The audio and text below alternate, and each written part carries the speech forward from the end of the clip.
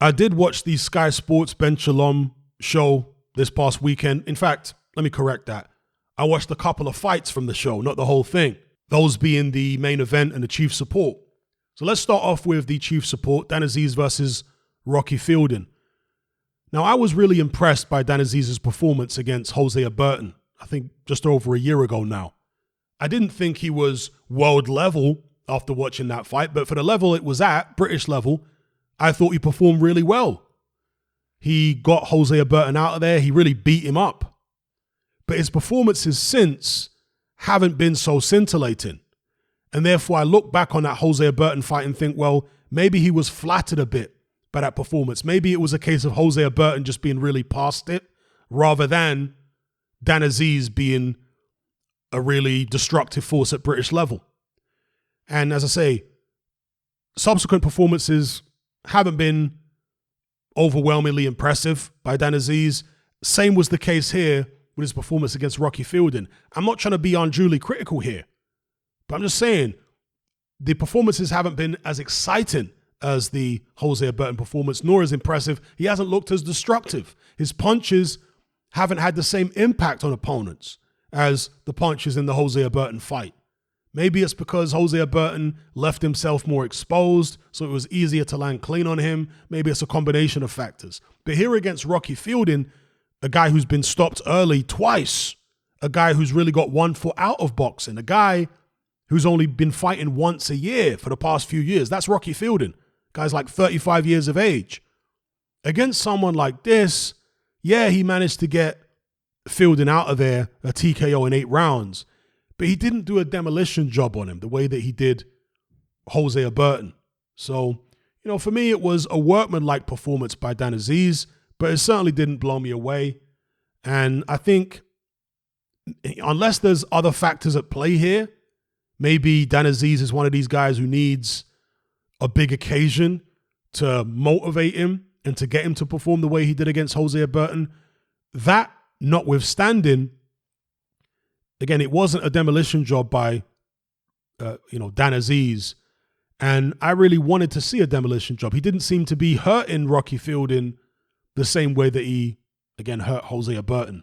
Obviously, the towel was eventually thrown in by Fielding's corner. He did take a count, but there didn't appear to be dynamite in Dan Azeez's fists. And that is a bit of a problem, given the fact that Dan Azeez is pretty much a pressure fighter. If he was a boxer, a guy who moves around and uses angles and all this kind of thing, power is not as important. But if you're a guy who's going to be coming forward on taller men, then you really need power. There haven't been that many pressure fighters over the years in any weight category who were effective without having punching power.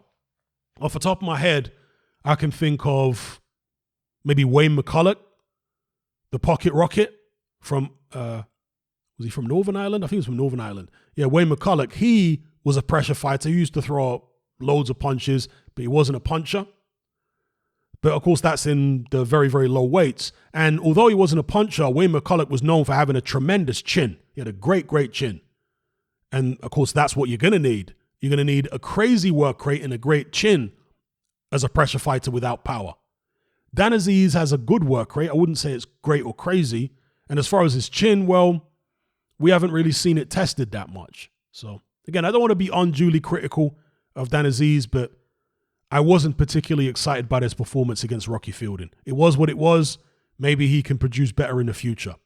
Moving on to the main event, Chris Billam-Smith versus Xhoxhaj. Now, Xhoxhaj made a bright start in this fight. He came out aggressive.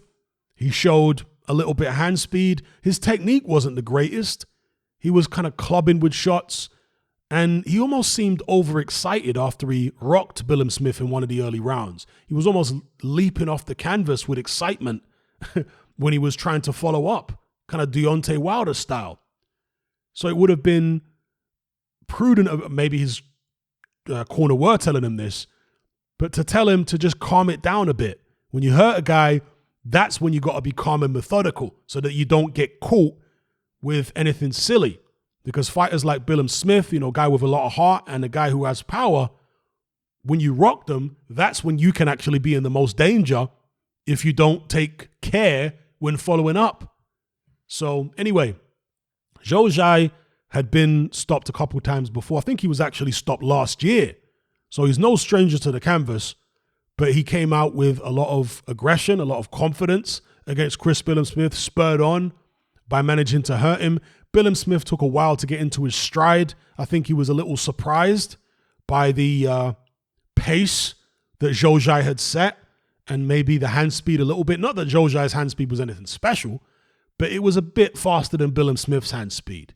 And, you know, you look at a guy, I believe Xhoxhaj is from Serbia, you don't get too many dangerous fighters coming from that country over the years. So maybe he just looked at where he's from and looked at the fact he's been stopped a couple times before, underestimated him potentially a little bit. But of course, in boxing, you can't afford to underestimate anybody, especially the big boys, the cruiserweights, the heavyweights. You can't afford it because most people can punch when you reach this level, at least to some extent. So yeah, Xhoxhaj apparently has a decent amateur background, but to me, he was a bit unpolished, a little crude. And although he was having some success, Chris Billam-Smith showed his class. He showed his dexterity. And eventually and by the way, Xhoxhaj showed good physical strength because Chris Billam-Smith is a pretty strong fighter. Xhoxhaj evidently is pretty strong, even though he was smaller than Chris Billam-Smith, significantly smaller. You know, he weighed in well under the cruiserweight limit, but maybe he's got strong legs. I don't know what it is. Maybe he's just very energetic. He was able to push Billam-Smith back and demonstrate, again, good physical strength. And maybe that was also part of what Billam-Smith found difficult to deal with. Maybe that's also part of what he found surprising, was just the physical strength of the guy, because these are intangibles. You know, when you look at a guy's tail of the tape or their record, it doesn't tell you how physically strong they are. There is a difference between punching power and physical strength, people. The biggest punchers aren't always the guys who can bench press the most, right? There are certain guys who can bench press loads, but they can't punch as hard as a Mike Tyson or whoever else, right? So there is a difference, and these things don't show up on tail of the tape boxing records. It's not until you get in the ring with certain guys, you're like, wow, this guy's really physically strong, like crazy strong. It can be surprising. I mean, I remember when Mike Tyson fought Trevor Berbick, although the fight only lasted 2 rounds, one of the things that Mike Tyson said in the post-fight interview is that he was shocked by how physically strong Trevor Berbick was. So again, maybe that's the case with Billam-Smith against Xhoxhaj. The physical strength maybe took him aback, right? Anyway, Billam-Smith managed to put his shots together, and in the 5th round, he went upstairs and downstairs. It really was a beautiful finish by Chris Billam-Smith. Headshots, body shots, culminating in some hooks and uppercuts to Xhoxhaj's chin that left him nearly out cold on the canvas.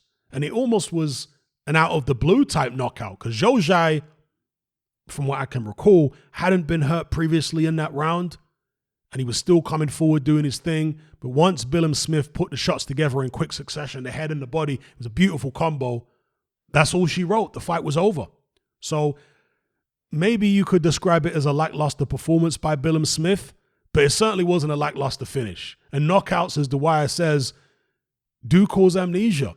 When people have seen a finish like that, they kind of forgive and forget the preceding rounds that weren't so impressive. So yeah, very, very good finish by Chris Billam-Smith. And he moves on apparently to challenge Jay Opetaia for the world title at cruiserweight. Is Chris Billam-Smith good enough to beat Jay Opetaia? On the evidence of what I've seen here in this fight against Xhoxhaj and Billam-Smith's previous fights, you know, obviously he's got that loss to Richard Riakporhe, I would have to say no. I would expect Opetaia to outbox Chris Billam-Smith. You know, maybe not stop him. Chris Billam-Smith has definitely shown that he's tough, although I'm not ruling out a stoppage completely. But yeah, I would have to make Opetaia the favorite. I'm sure he will be the favorite with the bookies. Presumably that fight's going to happen down under rather than in the UK. We'll see. Although, given the fact that the boxing scene isn't as big over there as it is in the UK, maybe there's the potential it could happen in the UK. Maybe if Ben Shalom wants to pay enough money to get Opetaia over to the United Kingdom, it could happen. We'll see. But let me know what you guys think in the comments below. about Chris Billam-Smith's performance against Xhoxhaj, and also Dan Aziz's performance as chief support against Rocky Fielding.